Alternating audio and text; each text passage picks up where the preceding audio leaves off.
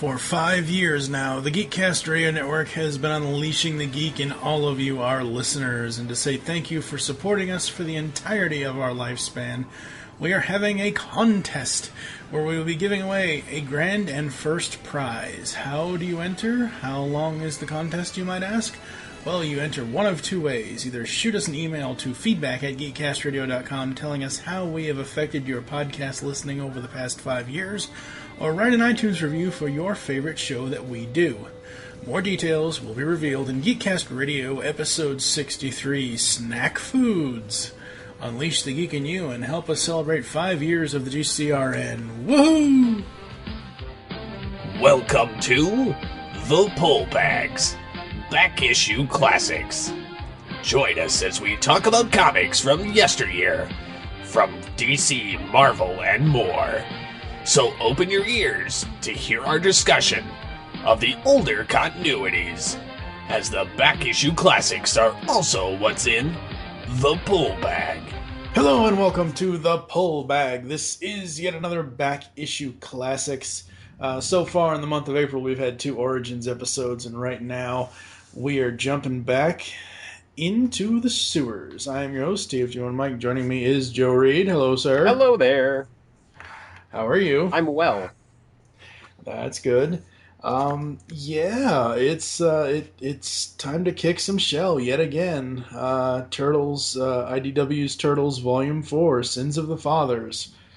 This one was really interesting. Yeah.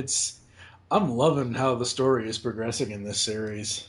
Yeah, it does not turn for the worse so far yet. I don't know what issue I'm on now, but it's just so good. The listeners, you're all probably tired of hearing me say that, but it really is quite good, satisfying. Oh yeah, most definitely.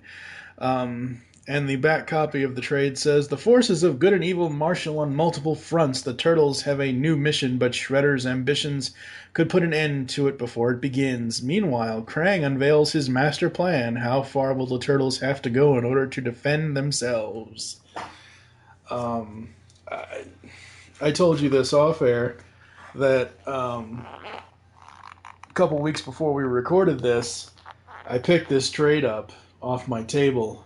And I opened it, and I looked at it, and I looked at the title page where it lists all the story by just all the credits, and then I actually went past that to open it to the first page, and I'm like, oh god, they're playing Twister. I have to put this down right now because if I don't, I'm going to end up reading through this before we even get to record it. I believe the art has changed in this. Yep.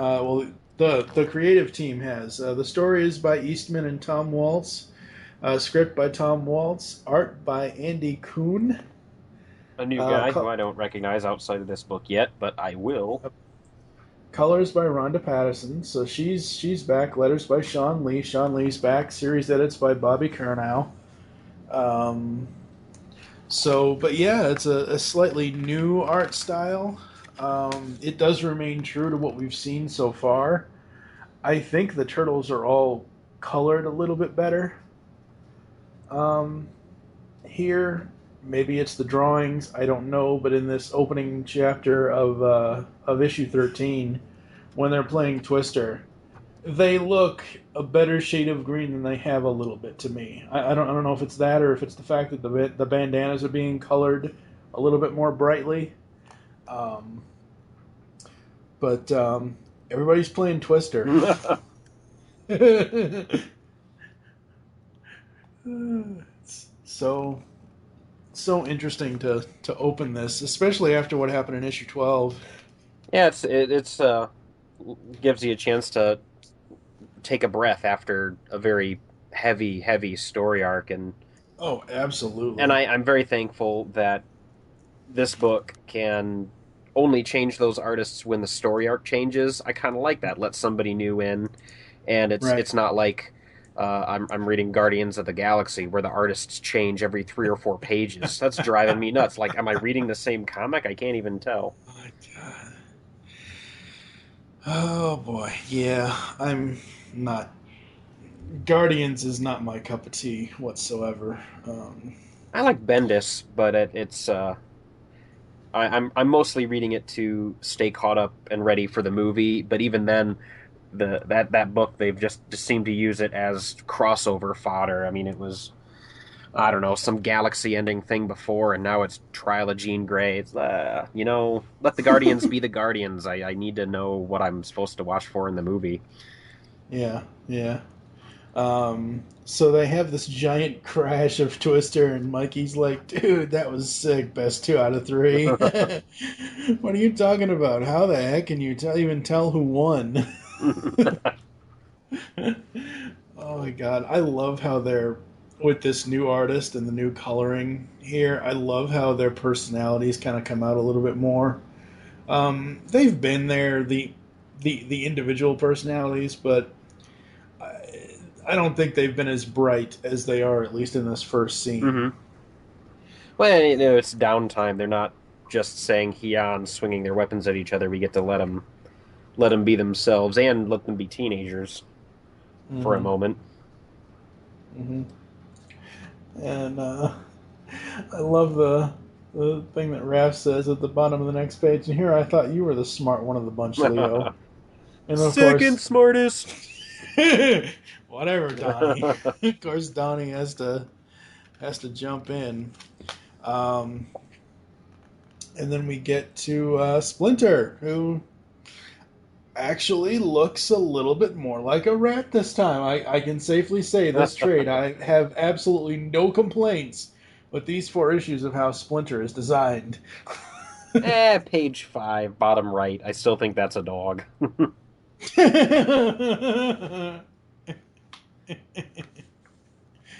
um, yeah. Well, as So, somebody who's tried it, it's hard to do. oh no, no, no! I'm not. No, I Yeah, know you. yeah, I know it's hard, but like it, he just even on the front cover of the trade, it's the cover for with him holding the Yeah. sword. Um, it, even that looks like an actual rat. hmm Of course, he looks like a rat with a very very long ass beard tied up in a ponytail. I Um, love the what do they? Is that a Fu Manchu? Is that what you would call? I don't know what they call I it. don't know. I'm sure one of our listeners will correct us on Yes, a forum somewhere. I'm sure. I hope. Comment on the website post. Um, so yeah, like you said, they're having some downtime. Splinter's having some tea, and all of a sudden, wham!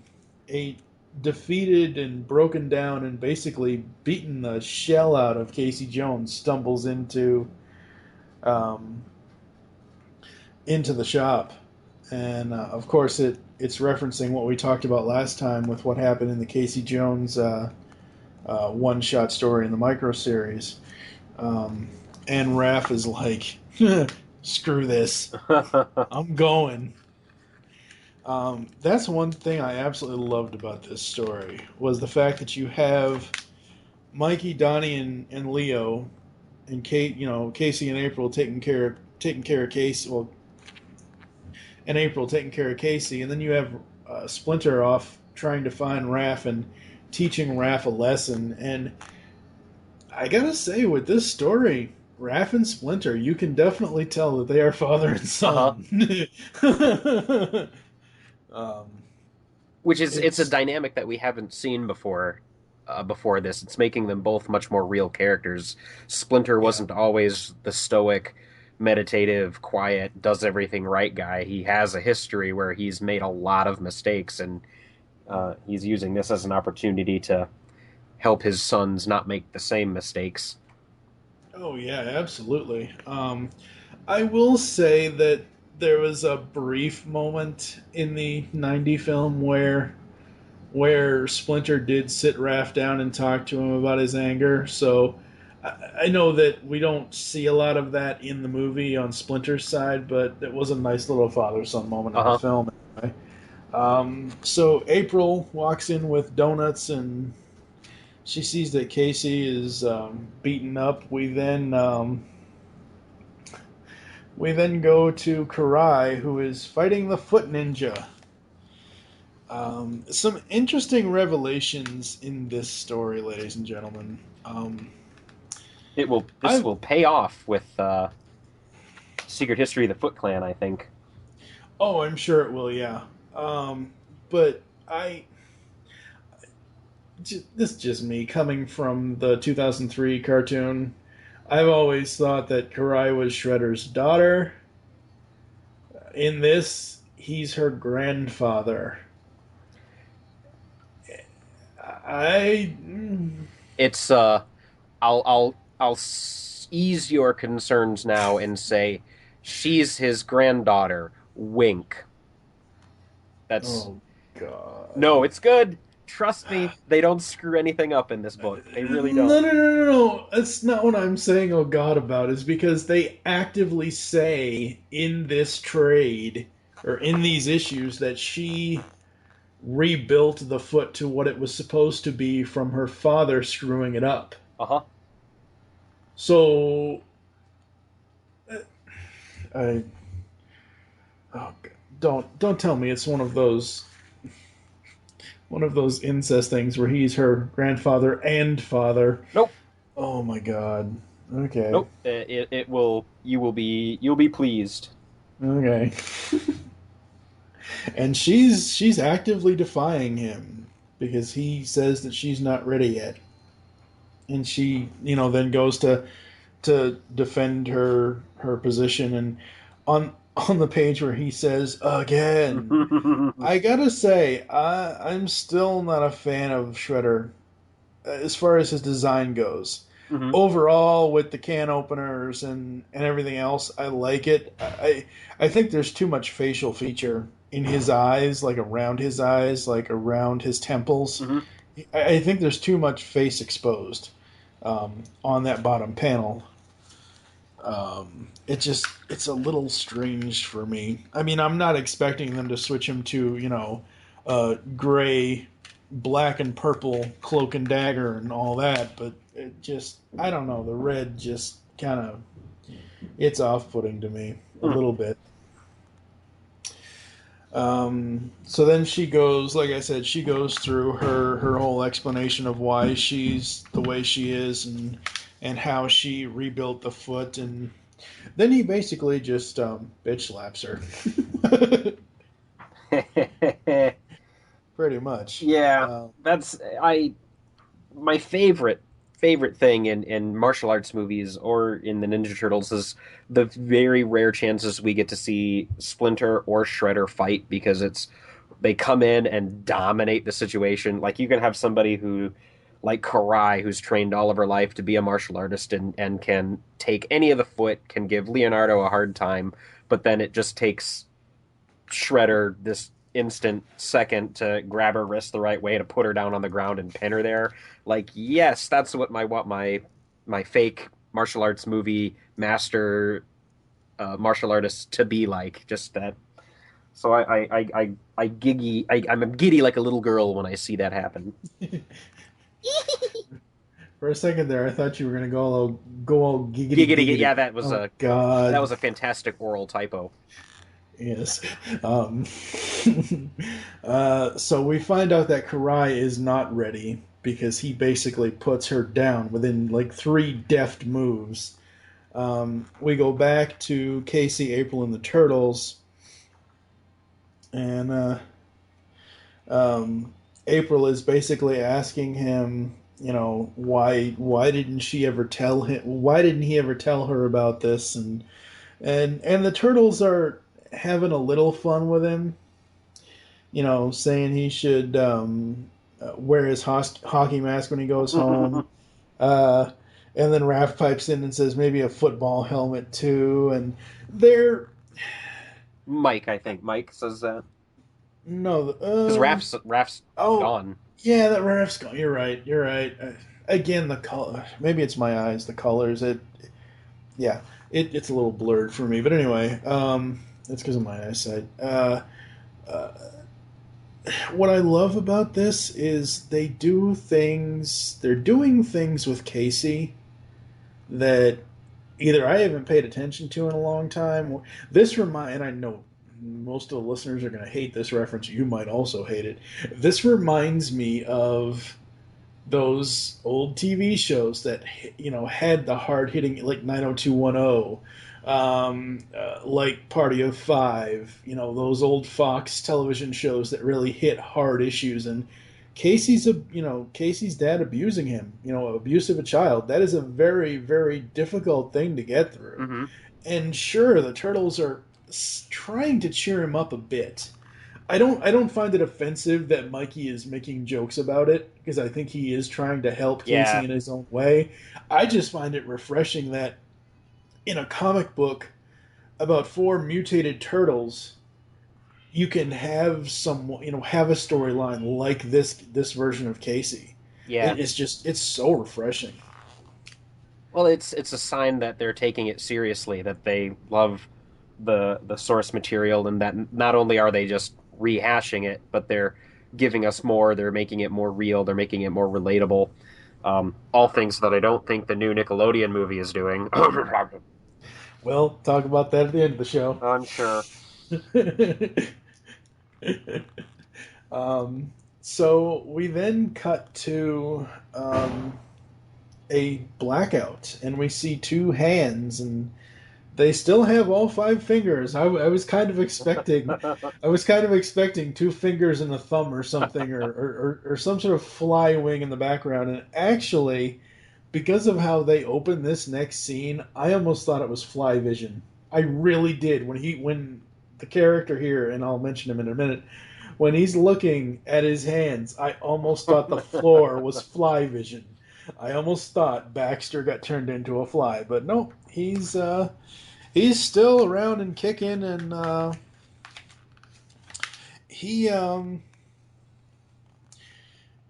he's in some strange place. This reminds me of just the way that the hallway looks.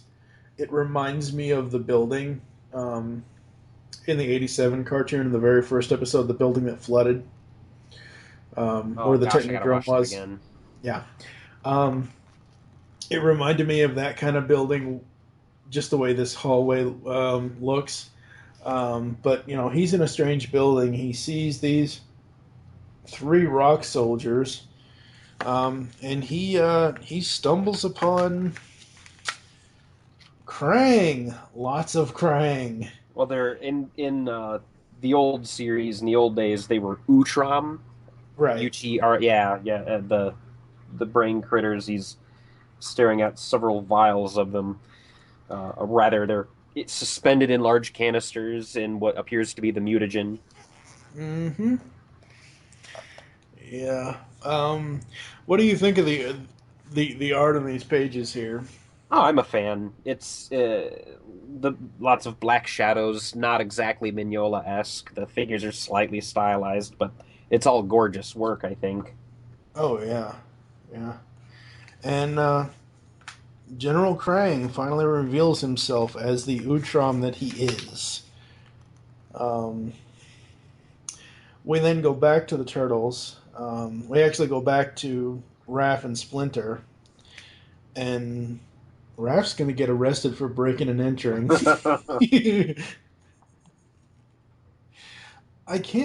Okay, I know Casey's dad is a hard case. I know he's a hard ass. He's the kind of guy that doesn't scare easily. But I cannot believe, even though he's seen Raph before, that a giant rat has no effect on him whatsoever. Yes, I know this is New York City, but it seems like every other person except for Casey's dad has some sort of shock reaction to a giant turtle and a giant rat, and he has none. He's probably so drunk all the time, everything looks like a giant mutated animal.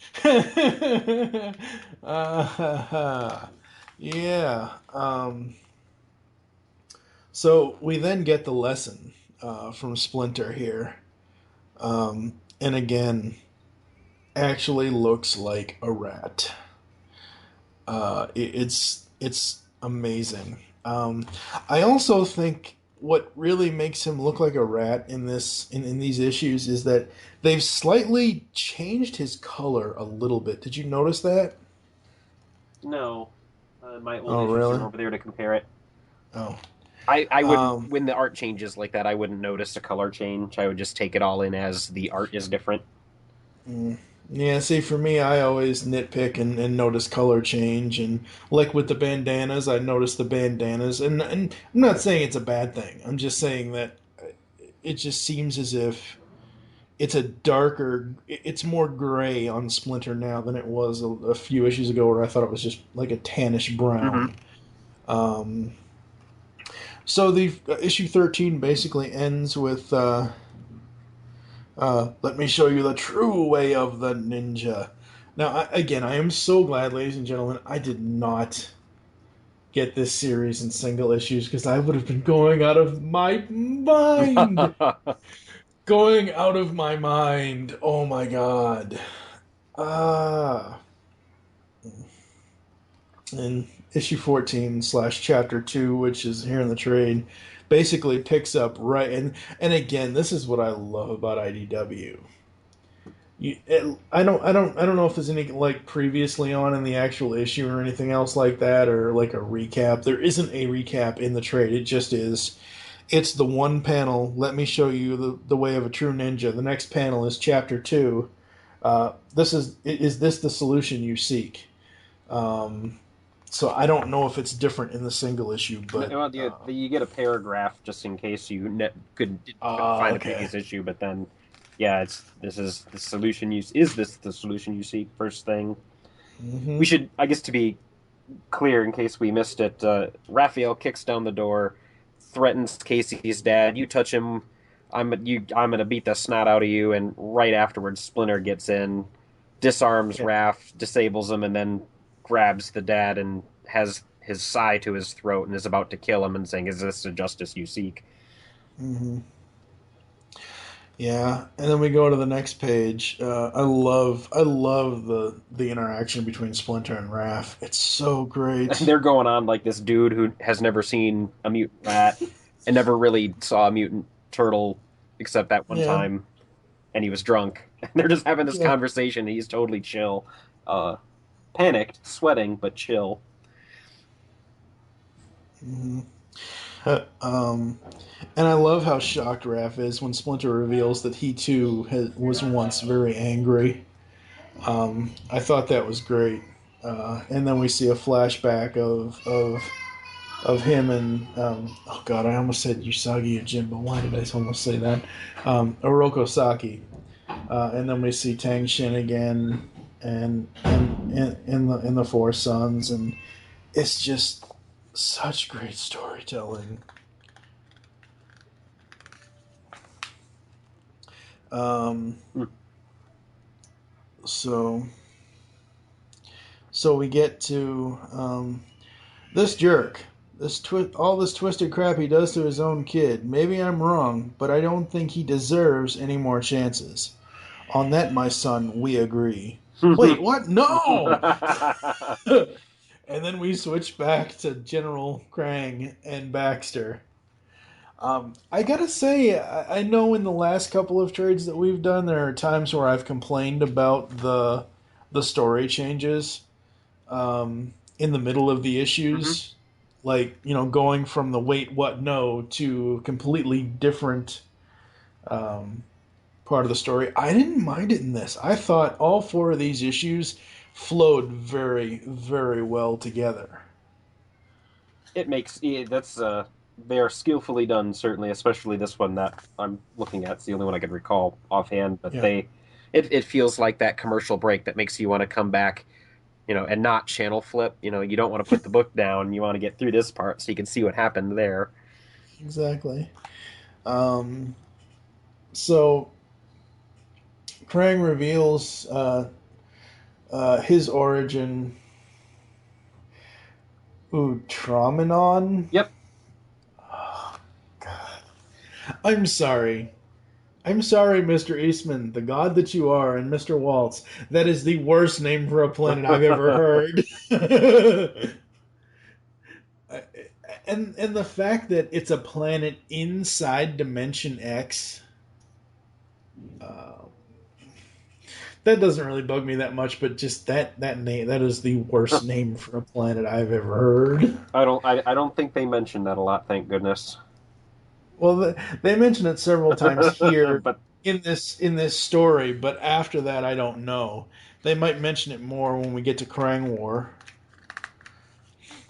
Um, so we have this flashback of the Krang War and of what I can only assume are the neutrinos or some form of them that are fighting the Utroms. yep.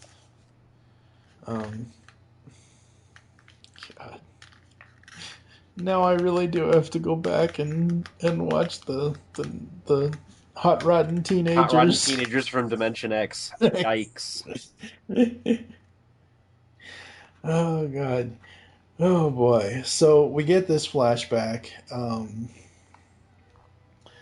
and it's interesting. I do like it. I think it's interesting that um, they've basically me coming from the cartoon and the movies and all this and everything else. It's like it's interesting that the twist that they've put on Dimension X and that they're combining all of the other Utrom type mythology within this. Yeah. Um, I just, well, I don't think, because unless they pull a 180 with us, I don't think Shredder turns out to be a Neutron in this. I can ruin that one for you and say that he is not an Utrom. So that's interesting. That's a good thing. Um, uh, so um, so we have General Krang talking with Baxter. And he's basically telling him that he has a new job for him, and he says, "Welcome, Baxter Stockman, to the Technodrome," Bum, and bum, they're bum, bum. actually building it. Oh my God, they're actually building it. We go back to the Turtles, April and Casey, and this is where April says, "Hey Casey, we're friends. Why didn't you tell me about any of this stuff? Why didn't you feel that you could come talk to me?" Um, It's not your job. You're my math tutor. uh, all as I can think of in my head is, "All right, April. All right, Casey." Oh, good. Um, Corey Feldman, does 9.95. okay, Corey will come back. I'll definitely make reference to Corey later because of a certain specimen 6 that shows up. Um, uh, so we've got Donnie talking to them. Look, Casey, if there's anything we've learned recently, it's that working together beats trying to handle everything on your own. And then Leo pipes up, and it's back and forth with Donnie, and they're basically telling him, "Hey, you're family. Let us in. Let us know what's going on."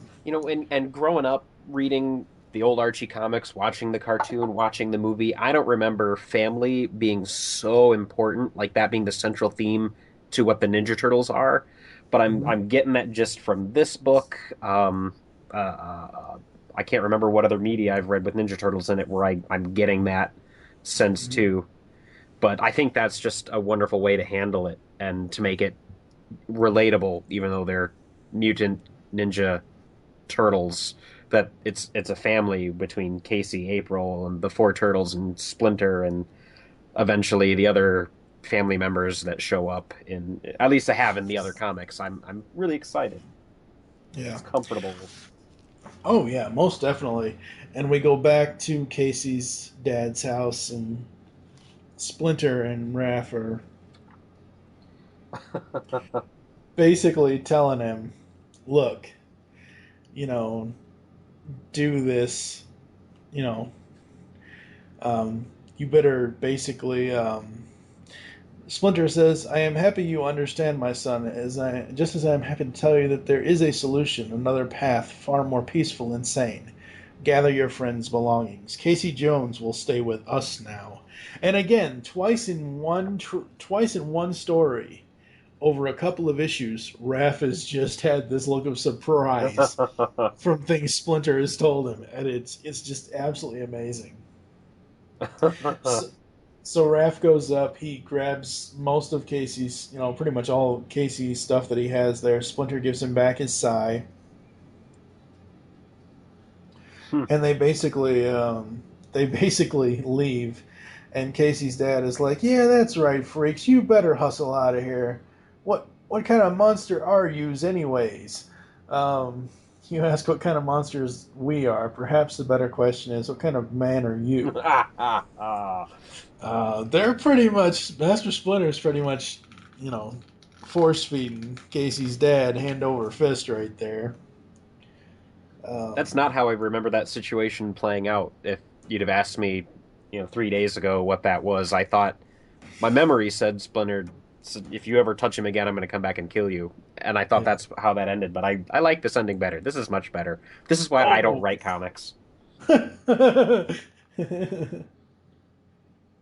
much better complaining about them when I don't like them rather than writing good ones. Yeah. Oh, yeah. And some little minor detail we kind of skipped over is that we go back to April, Casey and the Turtles, and April says, "I'm going to get some sugar for my tea. Do you want some, too, Casey?" "Oh, yeah, please, April. It's really strong." And Mikey says, "Told ya." Because apparently Master Splinter's tea is like basically going into a police station and drinking coffee.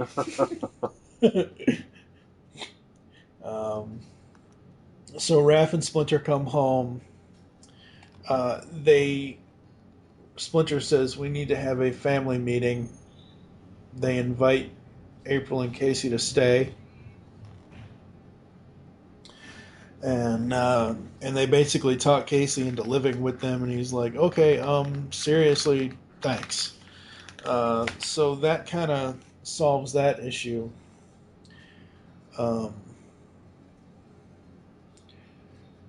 And Splinter goes on to say he doesn't want his children to be corrupted, and not even against mortal threat. We must still follow the moral path. Always remember, nothing is more important than family. Speaking of family, we then go back to the Foot Clan and Karai and Shredder. I think this is the first time I've seen him without his... Yeah. It's interesting. We then kind of get a background on him, I believe, right? It was hard for me to tell. I think so. Let me see. Hamato Yoshi once had a family, Karai, in our past life, a wife and 4 sons. After Yoshi's treachery, I had them all executed along with Yoshi. But before all that, I had the opportunity to watch Yoshi with his... That's the flashback to the guys. It's the flashback to Tang Shen and... Okay, yeah, Tang Shen and Hamato Yoshi and the kids, and he's stalking them. And he's looking at Leonardo, whatever his Japanese name is, and says he's a born leader. Yeah, that's what it is. I would say the only, and I'm sure it's going to pay off eventually, they don't really go into this, though. They don't really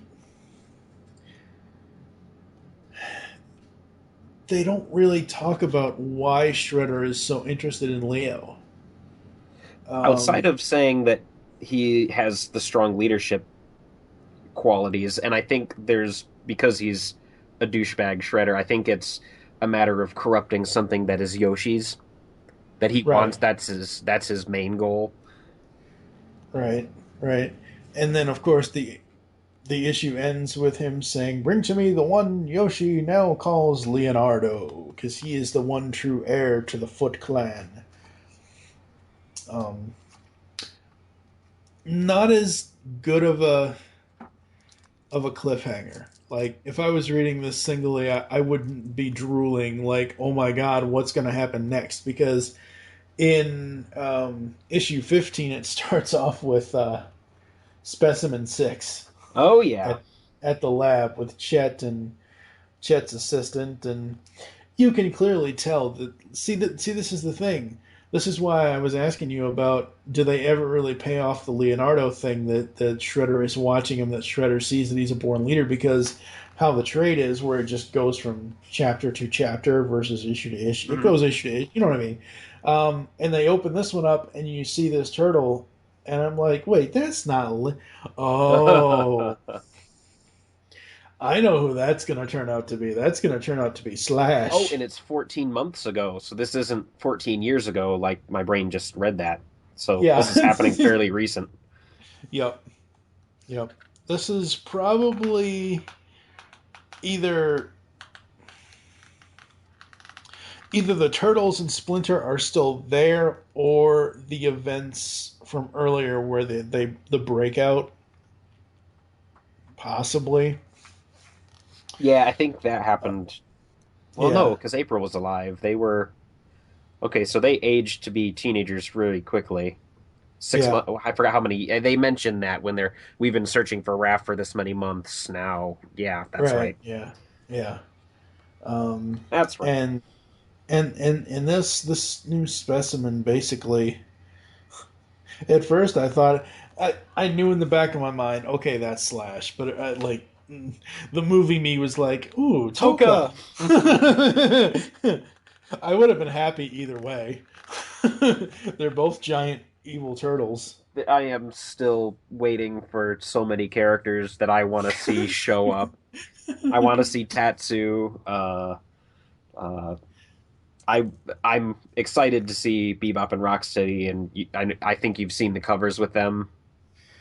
Yeah, we will get there soon enough. Oh We will yes, get there. we're going fast. Oh yeah, we're already up to issue 15 here, so we're catching up pretty quick, even though they're already up to like issue 33, 34, something like that. Um, so in this lab thing, they're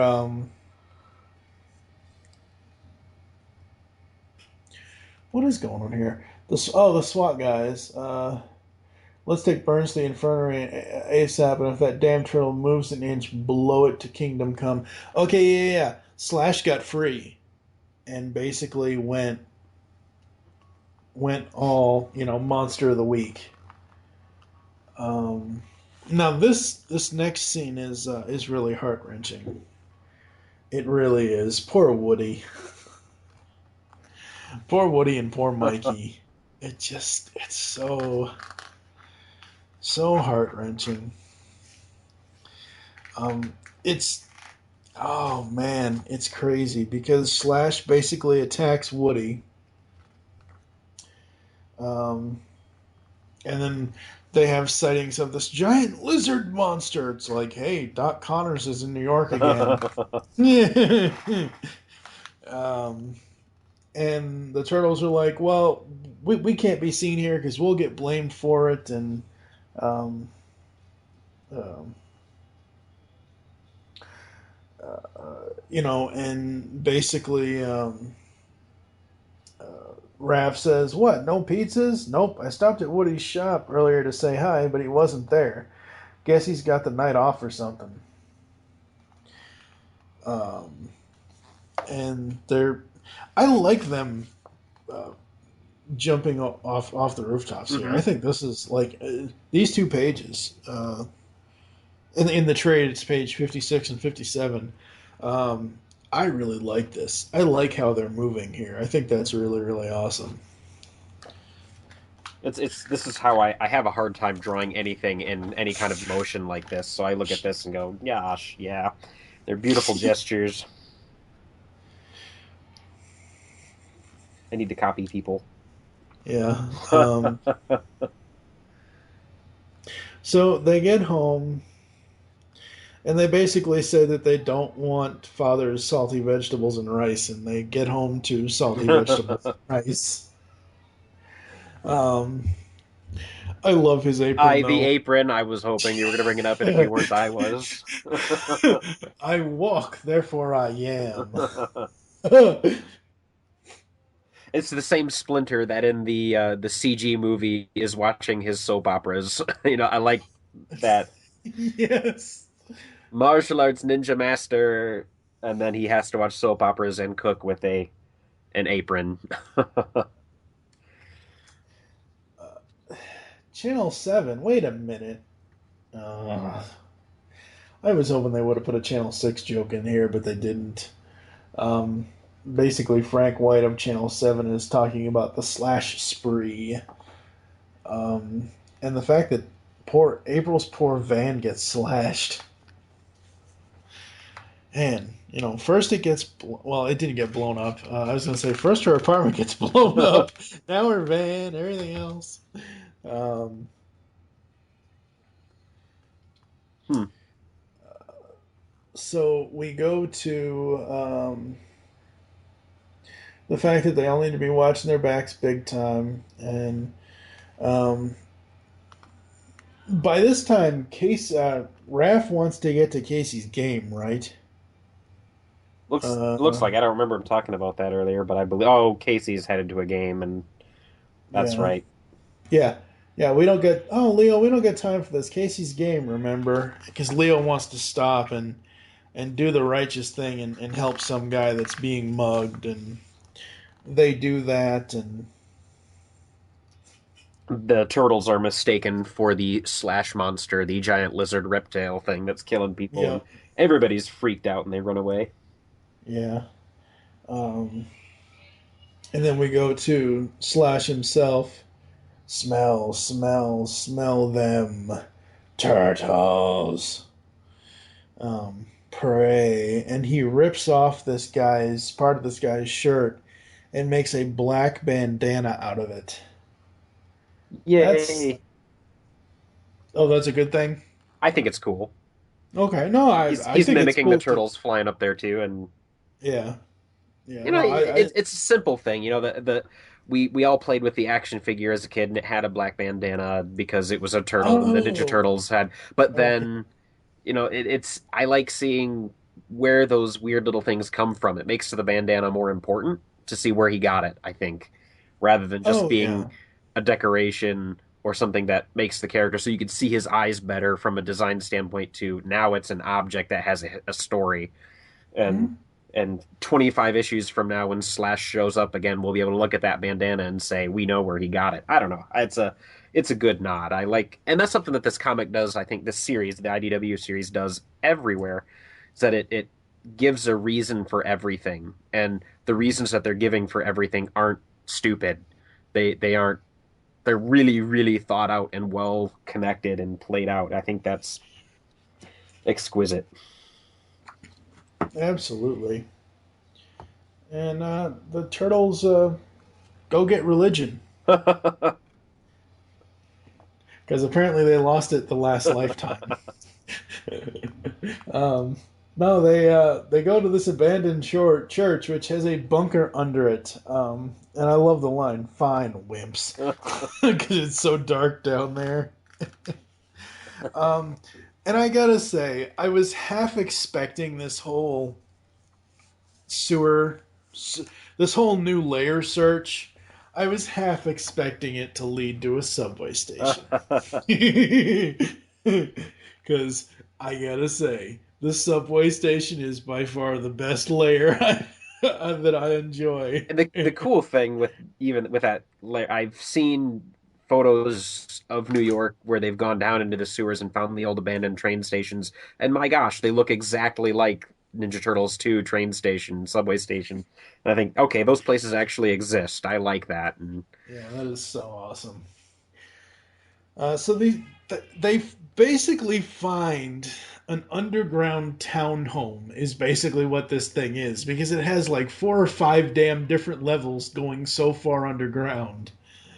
Um, and it's pretty cool. There's still couches left there and chairs. And, the sad thing is that Slash has tracked them to this place.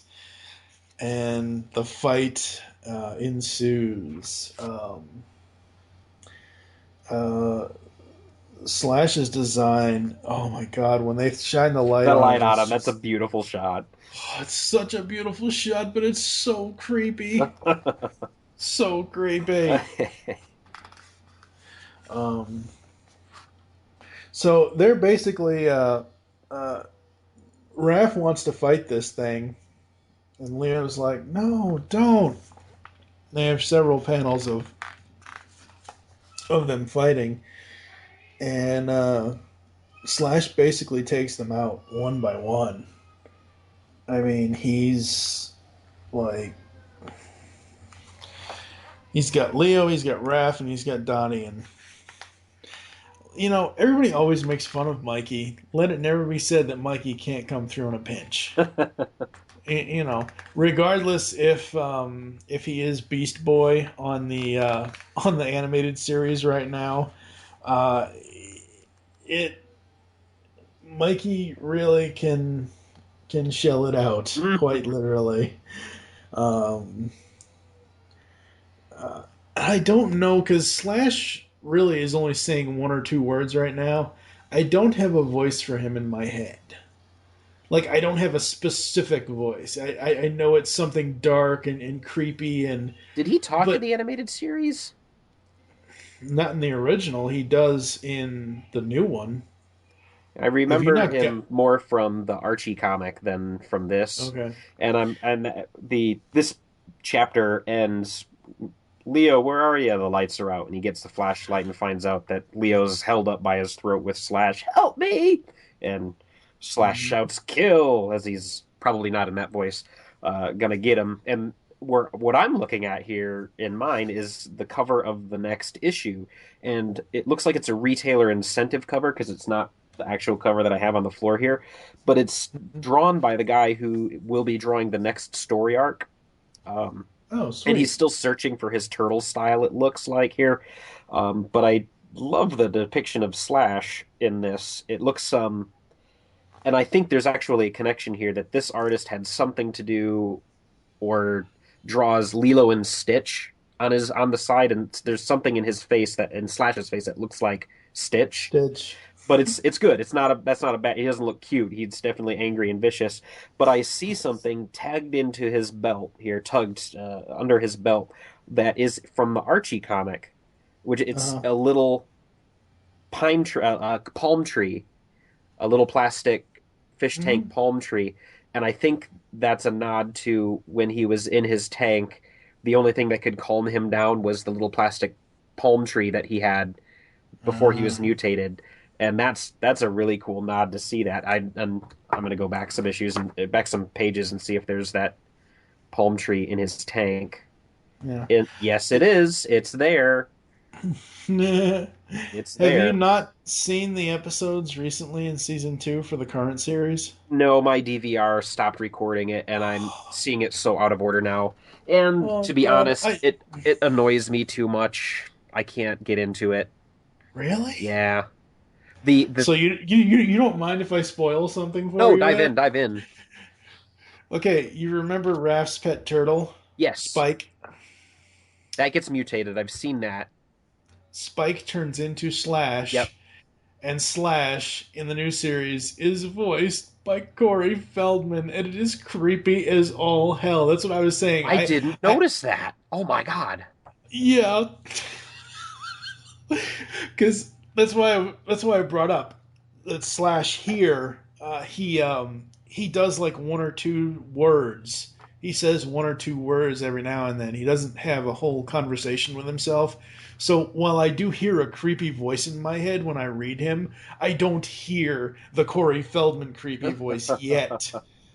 But yeah, oh my god, I was like, because what I was expecting when they mentioned a lot of the voice actors were coming back to voice various roles, I was envisioning some sort of massive multi Turtle World crossover thing, and I was expecting uh, Corey Feldman Donnie to talk to Rob Paulson Donnie, or Rob Paulson Raph to talk to Rob Paulson Donnie, or some sort of strange thing that Well, way. I did just stream an episode where they were in a room, a hallway with a bunch of dimensional doors, and they found the 1990 Ninja Turtles cartoon, and they Yep. actually got the four voices back. I mean, it was hard to Yep. get Rob Paulson, but that was something that they couldn't do on The that Turtles giant Forever. crossover thing. Oh gosh, I wish Now, they could have, the but the only reason why the Turtles Forever does not have the original '80s voice actors, it was a union dispute, or they were it members of was different a unions. non-union project, Yep, and all the actors, all the original voice actors, are all union. yep. So I'm hoping for a full-on crossover eventually. I really, really am. But yeah, no, the issue 15 ends with kill. Um, and again picks up right where it left off. How much of a previously on is there in the single issue? Uh, I think they limit them to a paragraph. Oh, Opening it okay. now. The story so far: the TMNT find a potential new home in a bomb shelter under an abandoned church. Unfortunately, they have been tracked by Slash, a merciless and deadly mutant snapping turtle created by StockGen specifically to hunt and kill the TMNT. Wow. Um, so, like I was saying earlier, they have this battle. Slash is hurt. Um, Mikey comes to the rescue, and it's so great. I love these books so much. They're so awesome. They really, really are. Um, I'm really loving the new house you picked for us, Don.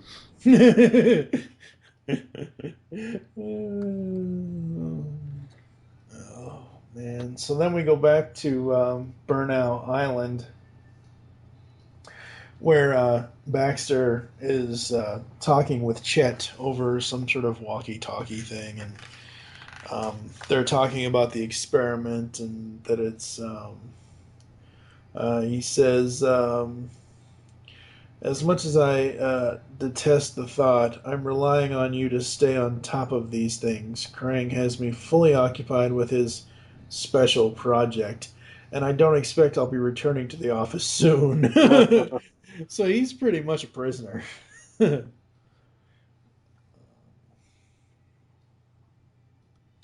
And of course, Krang does refuse to accept failure. And we go back to the Splinter Turtles, April and Casey. No, it's Splinter, April, and Casey. Duh, the Turtles are off doing the. Casey's basically going to go to his game, and he wants to wait for them. But uh, we then get back to the Turtles versus Slash. Gosh, he's huge. Oh my god! Like, Slash is like two Tokas stacked on top of each other. Um, I mean, he is like, oh god, this top page here. Okay, guys, just like with Shredder, we do this together. The image of Slash there. If it was a 9 foot tall video game character, Slash is Wreck It Ralph. Look at his just oh god, that's so. When I was a kid, Mhm. at my grandparents' trailer park that they had a place at, we had a little fishing pond, and there was a day where a bunch of the guys from the various campsites, people that lived there, went there to get these snapping turtles that had moved into this pond to trap them and get them out. And I don't know, I was maybe 8 years old, and I remember them pulling this gigantic snapping turtle out of the thing. And it's the only one that I've ever seen close up. They are sci-fi looking as it is. They just look evil. Like, I mean, puppies are cute. They don't bite. They don't tear. They don't kill anything. But snapping turtles, they look like they kill things, and they actually do. And they beheaded the two of them that they caught out of there. But man, and they were huge, like bigger than the shells on these two were bigger than hubcaps. I couldn't Wow. believe it. Oh God, their heads. But I kind of get that feeling of Young's frightened child just thinking about, especially that Espe- shot with the flashlight last issue. yeah. Yeah. But these next couple of pages, I mean, they do work well as a team, and They think they've almost got him, but he basically just throws them all off of him. And he says, "Keep it coming." Um, but it's such a good fight. Um, Leo says, "No, this has to stop." And guess who shows up at the church? Because they don't want to go to Casey's game. They're going to go find the turtles because they're a family. Not that I'm saying this is a bad thing, but the slashed van shows up to the church. And Casey, in his junior varsity clothes, and April almost looks like she's wearing a cheerleader uniform without some pom poms, even though it says New York something on her shirt. I don't know what it actually says in that, but yeah, they show up, and more turtle stuff, and we get a flashback because Leo is actually trying to help Slash, and he almost thinks that he oh, her shirt says New York Tech on it. He almost thinks he gets through, and then April and Casey have to ruin it. um, and oh my god, that image. I didn't notice that the first, because how I normally read the trades is, and I've said this before in the podcast, is I read the word balloons and the dialogue boxes. I mean, I look at the art as I'm going, but I didn't notice that he had one of Leo's swords in his shoulder. Mm-hmm. Oh my god, that is so gruesome. So gruesome. And, Leo down there kind of feels bad. And yes, it was kind of an accident, but the dude walks around with 3-foot razor sharp swords. He's bound to cut something at some point. Yeah. Which I guess, reading my volume 1 right now, my gosh, the turtles are violent. They kill, stab, gore. It's great. Yeah. It's kind of neat to see them actually use the weapons and stab things with them. Yeah. Gosh, have you seen that internet video where the 1990s animated turtles figure out that if they actually use their weapons, how easy everything becomes? Whoa, dudes, why didn't we do this before? It's like so much easier to actually hit them with them. And they're like No, murdering everybody, and it's like really uncomfortable. wow. That's kind of creepy. So the Slash storyline doesn't really. I know you said he comes back, which is great, but it doesn't really have a definitive conclusion. Oh, he sinks, and Leo apologizes. Did you notice the vocal effect as he's sinking? Splish splash. It doesn't say splash, but it says splish. And Slash is hurt. He sinks to the. You wouldn't think that in a sewer that pool, even though it's collected water, it has a way in and out of itself. You wouldn't think it would be that deep that he would sink. I mean, this isn't the friggin' ocean here. I don't know. Yeah, I don't know how the sewers work. Of course. Well, yeah, but I mean, I don't know. It's just one of the little things. So we get to the next day, and April and Casey are kind of all settling into the layer into the new layer, because they did. They are now at the bunker under the church. It's April, Casey, Raph, Splinter, and Donnie and Leo. I think Leo's there, isn't he? Where is Leo? He's having a hard time about stabbing the turtle. He's meditating in one of the other levels. Okay. And Mikey goes to the pizza place. And Splinter is basically explaining to Raphael about Mikey's personality. Mikey goes out to the dumpster where it has a pizza and a note on it says Mikester. Hey amigo, don't think I can deal with the stuff that follows you and your bros. I'll keep the pizzas coming though, Woody. Oh. Yeah, that was a sad moment. because you actually see him tear up.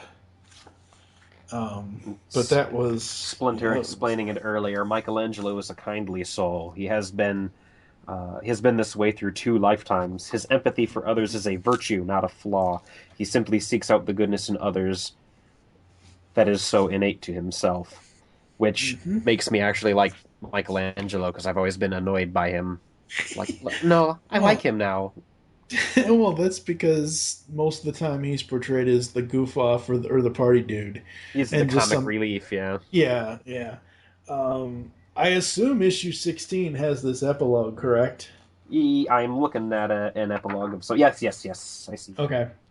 So Slash has washed ashore under one of the bridges in New York City, and someone with a really, really nasty foot basically kicks him awake, and we see that old Hob is still alive. I thought they killed him. I really did.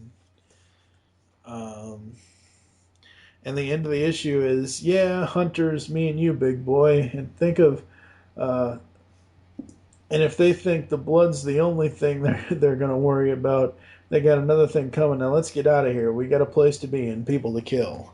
And he has Splinter's brain blood sample that they've been waiting for. Yep. Yeah. It's just all creepy as all hell. And in the trade we have an art gallery, as always. We've got the cover of Raph and Splinter. This page and opposite page done by Eastman, colors by Rhonda Pattison. The opposite page is basically Splinter, the 4 turtles, around candlelight in what I assume is either the new layer or the old layer. It really reminds me of the movie when, Donnie and Mikey brought marshmallows. The next one we have this page and opposite page art by Andy Kuhn. It's Karai and the crime scene Do Not Cross, where Leo, basically all 4 of them are. It's a red background with yellow crime scene tape, and it's all 4 of them. Yeah, that's one of the covers that I got. I love that cover. That's an awesome cover. The next one, art by Kevin Eastman, colors by Rhonda Pattison on both pages. It's Slash and the Turtles, and man, is this fierce. This is a badass cover. It really is. And the one opposite it is basically a very damaged Leo sitting in the grass. Because he got Band-Aids. Looks like he looks like Alan Parrish. What do you expect? I've never shaved before.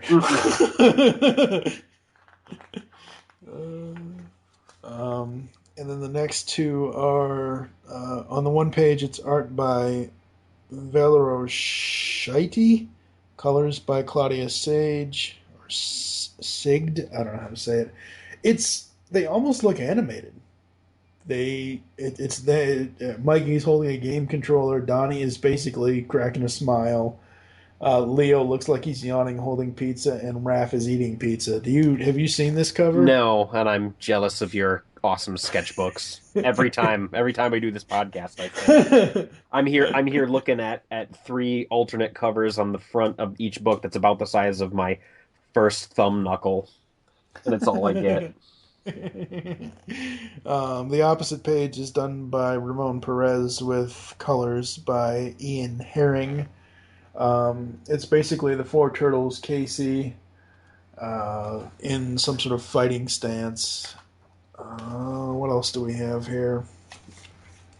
We've got one by Kagan McLeod, which is basically Leo with a sword flying through midair.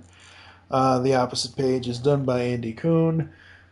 This one is really cool. This one is a white background with all four turtles and Slash in red, where they have all fighting poses, and Slash is like, he looks like he's going to eat them from above. It's very, very freaking cool. And then of course the last page is the more turtle action, get other trades and things. Yeah, I think as I'm flipping through these covers, the Kagan McLeod with Leo leaping through the air is my favorite cover. And I might have to go find that one. What issue is this? Issue 15? Time to head to eBay. I think my favorite one is the animated looking one with Mikey holding the game controller. That's not one that I have in my little pile here. I'll have to find out which issue that was from. I don't remember which one it was from. So we are going to take a quick break, come back with final thoughts and ratings, and talk about a certain something that Joe wants to rant about as well. We'll be back after this. Crime, violence, and fear have run rampant. Our great city is being destroyed.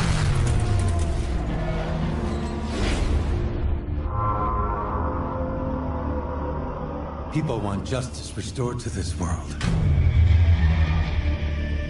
People want heroes, Miss O'Neill.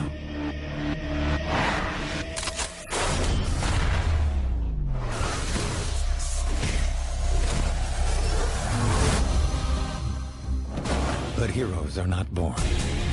They're created. That's what your father and I were trying to do.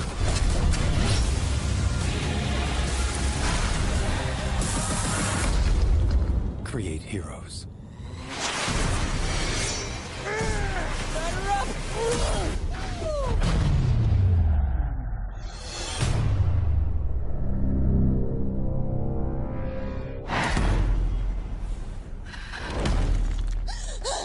No, whoa, chill. It's just a mask. See? Don't freak out. Right? So we are back, and issues 13 through 16 for Volume 4 trade Sins of the Fathers. I gotta give it a 5. Yep. I really do. There wasn't anything really in here that made me sit there and go, oh, I gotta take a point off for this. Oh, I gotta take a point off for that. Oh my god. Master Splinter is a dog, because he really doesn't look like a dog to me in this at all.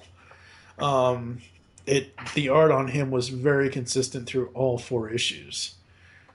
Yeah, I think there was about, I don't know, 5 minutes when I first read this that I didn't like the new art, because I really loved the last version of the Turtles, that design, but right. No, I don't mind it now. It's great. Yeah, absolutely love it. But the story is picking up. Oh, it's a ramp. This is just the ramp. We're gonna get some serious air in the next 10 issues. It's like I need to go on InStockTrades.com right now and go ahead and get Krang War. Go ahead and get the City Fall trades. Go ahead and get the. It's like I want it all right now. Secret History of the Foot Clan's where it's at. Yeah, Secret History of the Foot Clan. Yeah, absolutely. So, I know the Pullbag is a comic book podcast, ladies and gentlemen, but since it is a comic book property, Joe and I are going to do a little brief rant, and I wanted to say this at the end of the show so people didn't just turn off the show at the beginning, like, I don't want to hear this rant. Joe has an argument for his reasoning why he is right and Jonathan Lib, whatever his name is wrong. What is this Jonathan Lib said? I hadn't heard of him. Whoever the hell the director is. Okay, he's wrong. Yeah, okay. Libsman, I don't know how to say his name. It almost would have been easier and better if Bay directed it. Well, no, don't say that. I know. Okay, the only thing, before you get into your reasoning, the only thing that I want to bring up about the Turtles movie trailer is that, and this has really been my biggest complaint about this new film, is that everyone under the sun keeps saying it's Michael Bay's Ninja Turtles. No, it is not. It is his production company. The director is actually, I've got his name right here, Jonathan Leibesman, I don't know how to say his name. His previous directorial filmography things here: Darkness Falls, Rings, Texas Chainsaw Massacre: The Beginning, The Killing Room, Battle Los Angeles, and Wrath of the Titans. A whole bunch of things I didn't see. Same here. But that's my biggest thing. Everyone's bitching about this new Ninja Turtles movie because it has Bay's production company attached to it, and because a lot of the promotional stuff that you see is, ooh, Michael Bay produced Teenage Mutant. It's From the guy who did Transformers. Yeah. Because even though those movies were bad, you saw them. It's like they don't even really count Libsman at all. And I'm probably butchering the guy's name. I don't know. The teaser trailer or whatever trailer we got recently, the only thing I really like about it is I'm really interested to see what William Fichtner brings to the Shredder role. I have a feeling that he's not actually Shredder. Oh, okay. Well, I think he's affiliated. I think he's the bad guy, but I don't think he's Shredder. Okay. So I'm just going to let you have the floor. What are your... Let's... Okay. Go ahead. The Turtles, the designs, yes, they're wrong, okay?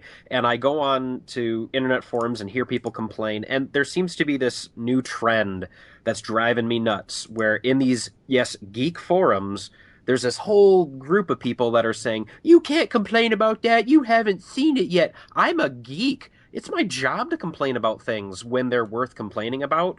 So what's worse than somebody complaining about something than somebody coming into the same place to say, you can't complain about that. He's complaining about me complaining.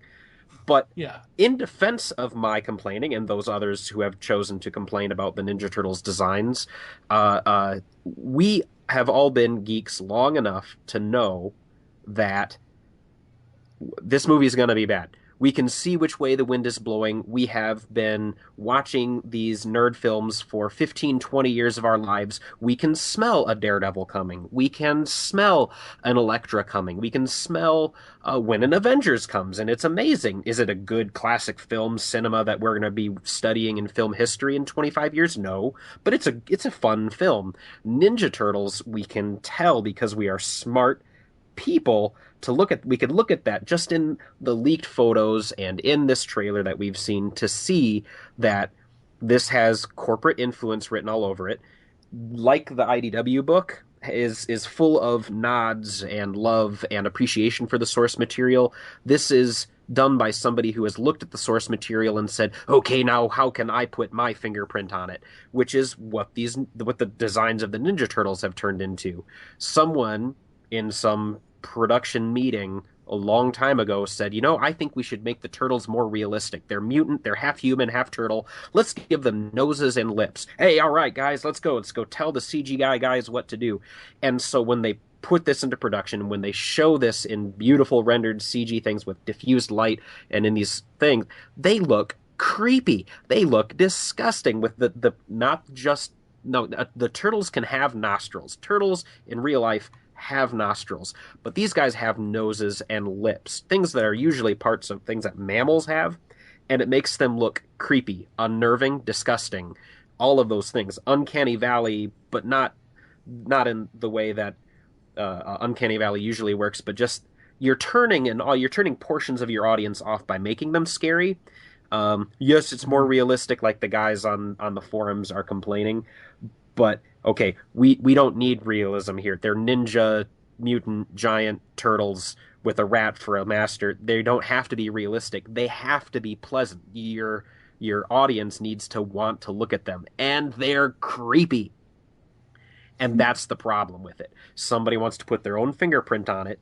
Somebody make them realistic way too seriously, and then there's all the stuff stuck to their shells and body parts and armor and weird things that aren't practical. Who cares? It gives them a little bit of texture and makes it so that you can tell which one's which from a silhouette. But that's what happened. The designs are wrong. Not because it's not I want my turtles to look like turtles from the 1990 cartoon. No, it's because they're ugly, they're hideous, and I don't want to look at them.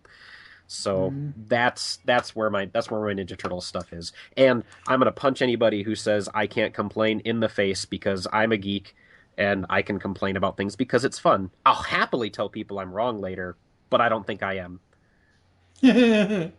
See, here's my thing, and I've said this many, many times, so the listeners are just they're just gonna have to fast forward this. A trailer is an advertisement to get you to go to see a movie or a TV show or anything you see on TV that advertises a television show or film. It's to promote that, to get you to go see it. Everyone has always complained in the 6 years that I've podcasted that I always make too many harsh early judgments because of trailers. But isn't that the point? The trailer is an advertisement. If it doesn't entice me, I'm not going to sit here and say, oh, the movie's going to suck. But I'll say that it's not, it's not for me. Have you seen was on darkhorizons.com, the image of the classic turtle versus the 2014 turtle? No. It's in the Skype window there. It's you're talking about the noses and everything else. Yes, you're right. Turtles do have noses, but No. They have nostrils, right? Is that well, right? yeah. They have something. It just, the more I look at some of the turtle designs for the 2014 film, when I saw Mikey take his mask off, he said, "Look, it's just a mask. It's just a mask" in the trailer. I'm like, hey, without his mask on, Mikey is a live action Shrek. What the hell? I know. And they looked like Navi to me, like Avatar Navi. Yeah. It was just not. Yes, I have seen the photoshopped versions. Yes. I think the nose in the photoshopped versions, they're too smooth. Like it doesn't have the same texture that their forehead does. But right, that's an improvement. I don't want to see them do that. Do I want to see them do that? I think I do want to see them do that. I'm still gonna go see the stupid movie day one. And when I say stupid movie, I'm not saying that it's going to be a stupid movie. I'm just saying that I'm so sick of all this hype and all this and everything else. It's really gotten to the point for me where it's like, can't everybody just shut up about it already and let it come out already? I remember hearing our buddy Art Danner say recently, he's like, yeah, I'm going to go see it. I'm going to take Joe to go see it, and I'm just going to watch him cringe in his seat the whole time. Yeah, I am not sure that I want to give my money to this yet. I am slightly interested and, dare I say it, optimistic in seeing how they turn the original cartoon into the movie, which is with Vern and with Irma showing up in Chief Burns, which is where I think they're kind of going with it. They're bringing more of that mythos in than any from the other. So I'm interested in what that happens, or how that happens, but I don't have high hopes for this thing, and I don't want to spend money on it. I really don't. If we don't go see this, they'll eventually give us a Ninja Turtles movie that we want to go see. Yeah, I don't know. I'm just kind of happy that they're going to be, not necessarily lean, mean, and on the screen again, but just the fact that they're on the screen again, I like that. Well, it's sure made the values of all these old comics I'm trying to find go up, and it's driving me nuts, but I'm almost done. Hey, listeners, if you have Volume 4, issues 25, 27, or 29, get in touch with me, because I am willing to trade some of my really good duplicate books, including some signed by Kevin Eastman, to get those. When you say Volume 4, are you talking about the current? No, Mirage Volume 4. Okay. Okay. It was the last few things that Mirage published before he sold them to Nickelodeon. Ah, okay. Cool. All right. So, coming up next for the pull bag in April, we are going to be... we're going to be heading to a galaxy far, far away because... actually, no. We already did that. Damn it, I gotta edit this. Son of a bitch. 1250 edit point. Coming up next, we've already gone back to the sewers. We've already gone to a galaxy far, far away. Coming up next, we are going to head back to Gotham City with Batgirl Volume 1 for the New 52 for Back Issue Classics. And then coming up in May, we've got our Batman month, which that's going to be very interesting. You don't sound convinced. No, it's going to be really good, but I've gotten various lines of Batman comics. I've tried to mix in a little bit of everything. I've got the current Beware the Batman digital series, the Batman 66 digital series, Year 1, Dark Knight Returns, Killing Joke, Death in the Family, and then we've got Court of Owls, City of Owls, and Death of the Family, which is the New 52 stuff. So, but yeah, we are in May this year. We're celebrating 75 years of Batman. For now, I am TFG1 Mike with Joe Reed. Make your great escape into comics, and we will catch you next time. Yay. Yay. Turtle power. You've just heard the latest episode of The Pull Bag, the GCRN's comic review and discussion podcast. There are several ways to get in touch with us and leave feedback for the show. You can visit the website, geekcastradio.com, where you can comment on the episode and all of our different podcasts. You can rate our show on iTunes. Be sure to leave us feedback. Call the voicemail line, 502-526-5821. Please remember to tell us the show you're leaving the message for and your name. Become a fan of us on Facebook by searching Geekcast Radio Network. Send us an email feedback at geekcastradio.com. Follow us on Twitter at Geekcast Radio. So until next time, make your great escape into comics and unleash the geek in you.